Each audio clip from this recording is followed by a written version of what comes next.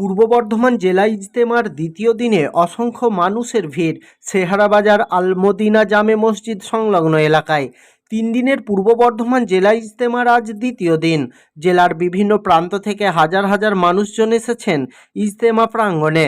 বিভিন্ন আলেম, উলামা ও তাবলিগের প্রধানরা তাদের বক্তব্যের মাধ্যমে মানুষদের বিশেষ বার্তা দিচ্ছেন। 3 দিনের ইজতেমা শেষ হবে আগামীকাল রবিবার বেলা 11টা থেকে 11:30টার মধ্যে দোয়ার মাধ্যমে।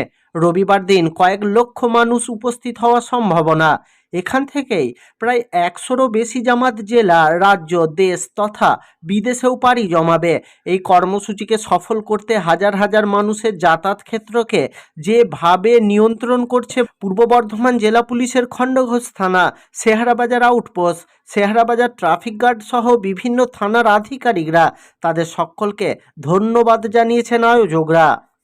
ছবি পেয়েছে, সুরত পেয়েছে, আকার পেয়েছে, এরা আসলে কামিয়াবি বাস্তবে পায়নি। কেন?